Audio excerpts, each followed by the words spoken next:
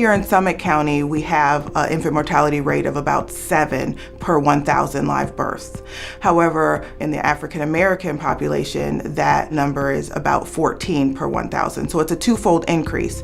It's clear that stress in the African American population does play a role in the infant mortality rate.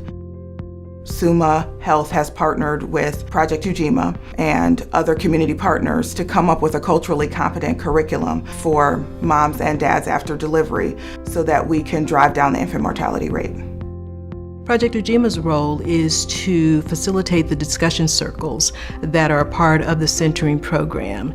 And so we provide the facilitators and a place and a space for the women to come together to bond with each other during the whole process.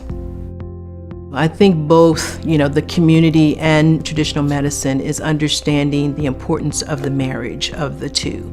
Often traditional medicine has challenges reaching the hardest to reach of our population, and relationships are already there in the community, and so the community can serve as that important bridge or link between traditional medicine and service providers and the community so that relationships of trust can be established and we can better serve that population. It's very important to have a strong community around you, mainly because if you don't, then it's very easy to feel alone during a pregnancy.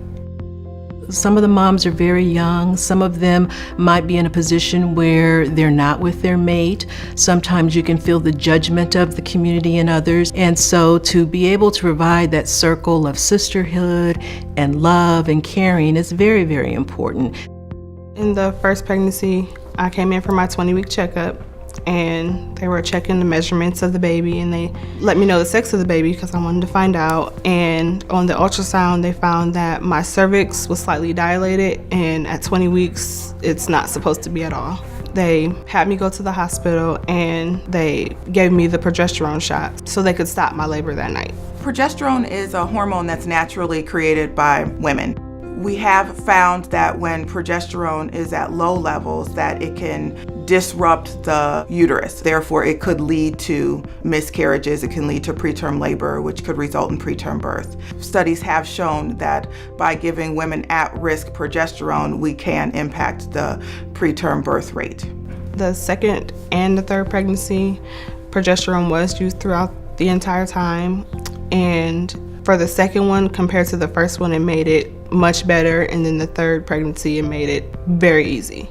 I looked forward to going to my appointments and seeing Dr. Johnson because she made me feel so comfortable, and with me being comfortable with her, it made me more excited to come to the appointments.